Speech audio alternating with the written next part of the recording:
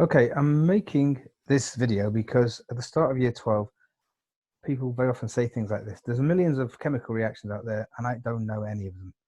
I'm not confident about writing chemical equations and balancing them. So a very frequent feeling people have at the start of year 12, and the teacher gets up and just writes down an equation off the top of his head on the board, and you think, how many more of these do I need to know? I'll never know all of them.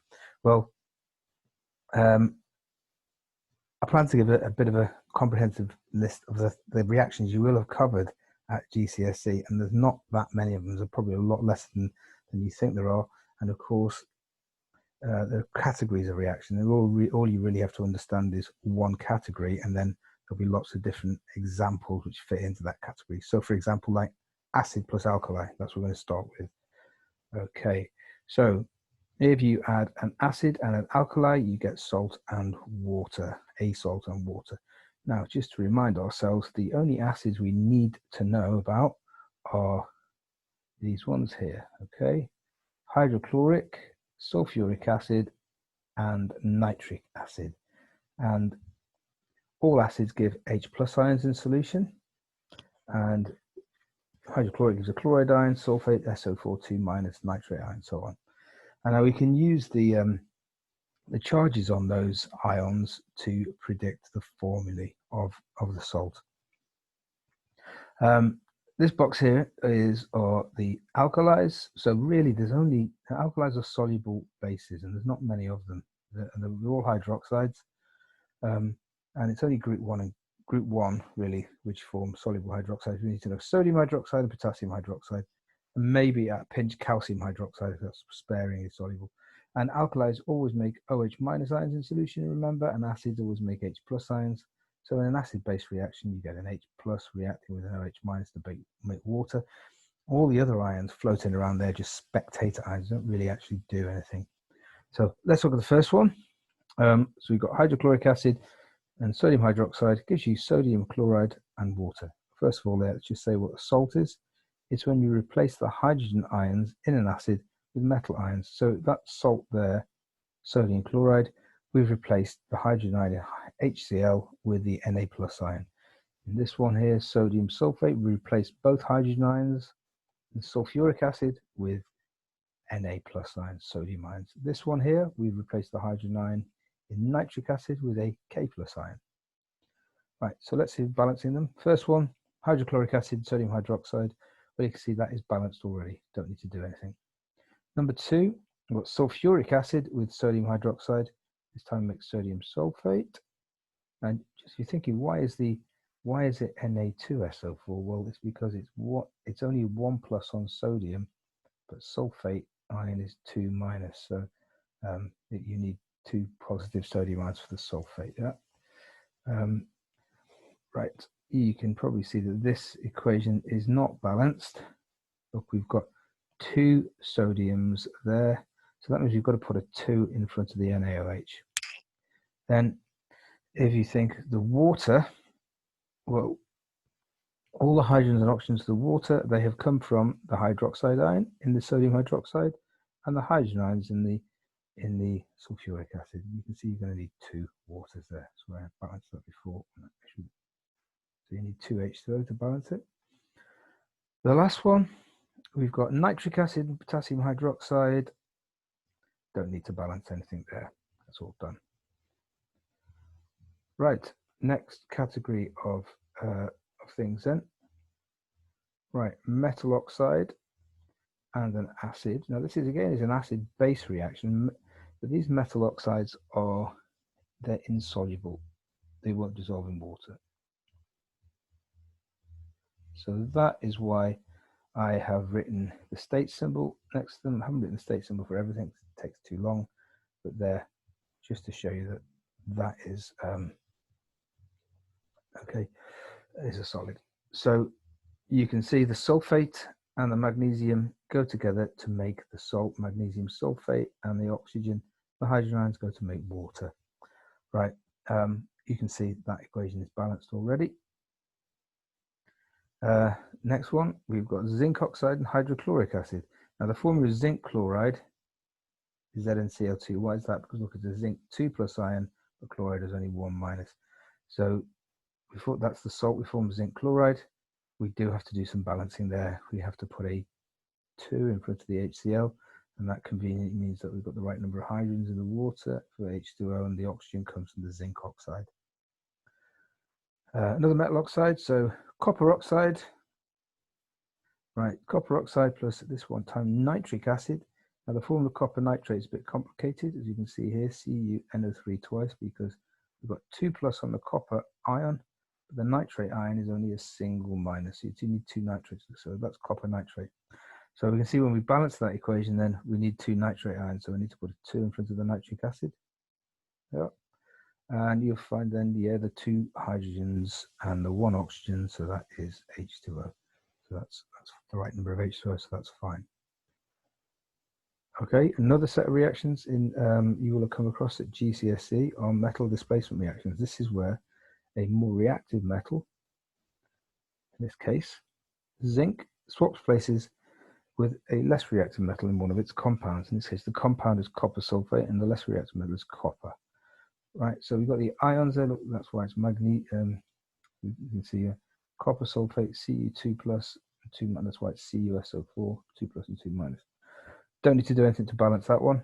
That's all done. Now, next one here, we have got zinc chloride, and just to remind you, it would be an aqueous solution, and that would be a solid, the magnesium there. Okay, so magnesium is more reactive, so it displaces it. So you get magnesium chloride, and look, the formula is going to be, because it's Mg2 plus and only 1 minus on the chloride, so it's MgCl2. And that's balanced as well. Don't need to do anything there. Quite often you don't need to do anything. Right, now this is not really a metal displacement reaction, but I've left it in here because we can consider, right, well, it's an acid, isn't it? Because we've got H plus there. Okay, so we're pretending H is like a metal here, because metals form positive ions, hydrogen form a positive ion, so we can just do exactly the same thing.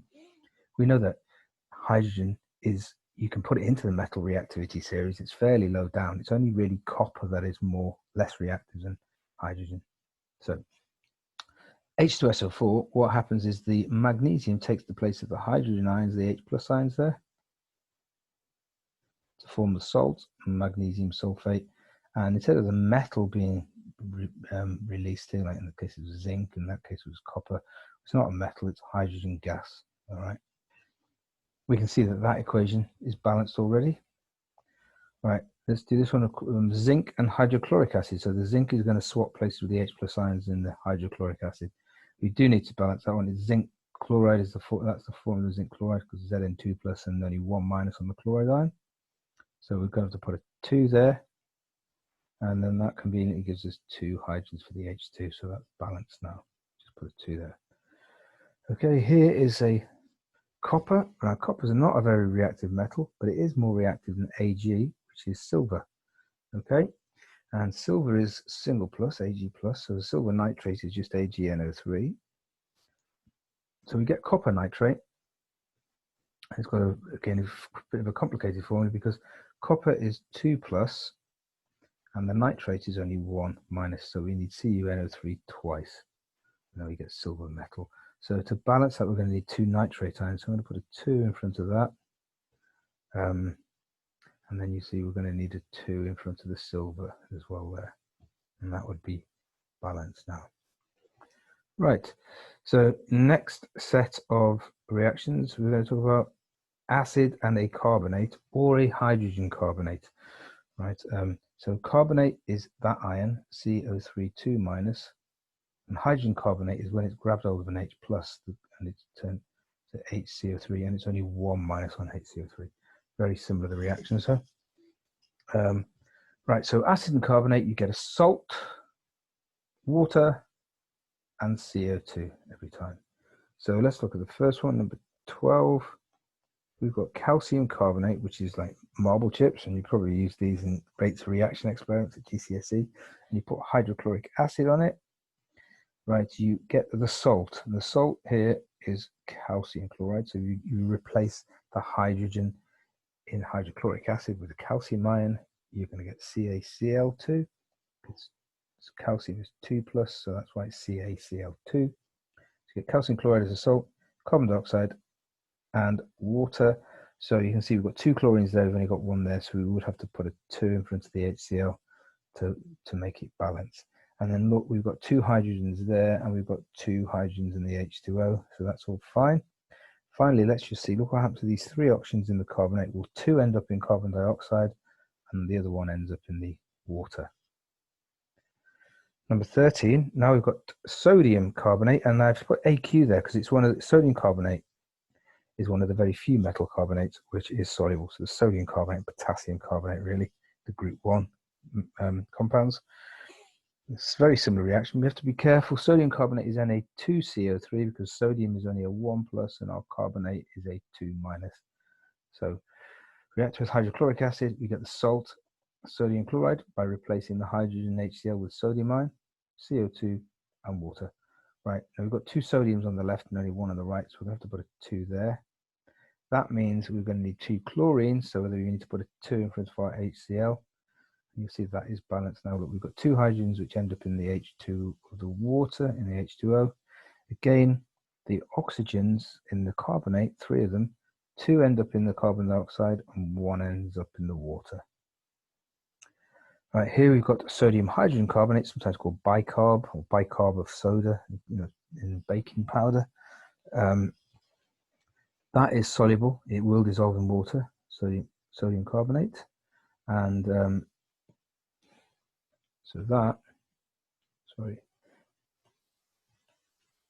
sodium carbonate reacts with HCl. Now, it forms exactly the same thing as the equation above. You get sodium chloride as the salt, CO2 and water. Now that's balanced as it is, you can see, because look, you've already got 1 hydrogen in the hydrogen carbonate, so that means you only need 1 hydrogen from the acid, and you only need 1 chlorine there, so it's just HCl. You don't need to put a big 2 in front of it. Okay. Right, I think the last one now we've got is halogen displacement reactions. So just to remind you, the halogens, that's group 7 of the periodic table, we've got that up here. And unlike the alkali metals, if you remember that they become more reactive as you go up. Opposite way around to the alkali metals. That's because, of course, they want to gain an electron. It's easier for fluorine to gain an electron. It's smaller than it is for iodine. And these are the halide ions. They're also a 1 minus ion. Right, so bromine, they are diatomic. Bromine here, Br2, in aqueous solution, you bubble it through a solution of sodium iodide. What will happen is you'll get iodine produced in aqueous solution, so that will go a dark brown color, and you form sodium bromide. Now that's not balanced because we've got 2 bromine atoms on the left and only 1 on the right, so we need to put a 2 there. And then likewise with the iodine, you've got 2 iodine atoms on the right and only 1 on the left, so we need to put a 2 there. And then with the sodium, we've got 2 sodiums on both sides, so that's fine. Right, number 16, add chlorine in aqueous solution, sometimes called chlorine water, and you bubble it through, you mix it, sorry, with potassium bromide solution. You will get potassium chloride solution, and you release Br2 diatomic bromine. Extremely similar to the last equation. We have to balance by putting a 2 there and a 2 there. Easy. Number 17, iodine reacting with KBr. Well, it won't react because iodine is less reactive than bromine, so nothing will happen there. We'll leave that one there. Finally, we've got chlorine dissolved in water, usually reacting with potassium iodide dissolved in water. Chlorine is more reactive, so you get KCl and you get iodine released. Okay, so we have to balance. We've got 2 iodine atoms on the right and only 1 on the left, so we need to put a 2 there. And then we would also have to put a 2 there because you've got 2 chlorines on the left and only 1 on the right. Okay, so there is really all of the equations that you need to know from GCSE that you'll come across again in A-level at various points. Okay, they're all inorganic reactions, and they're all with ionic compounds, nearly all ionic compounds. So it is pretty important to know your, the formula of the really common ions. It makes it, you don't make mistakes like saying sodium sulfate has got the formula NaSO4, because you sort of know that sodium is a 1+ because it's in group 1 of the periodic table, and sulfate is SO4 2-, and that's just something you have to learn that it is that. Okay, so hopefully that will inspire a bit of confidence that there isn't so much that you need to know.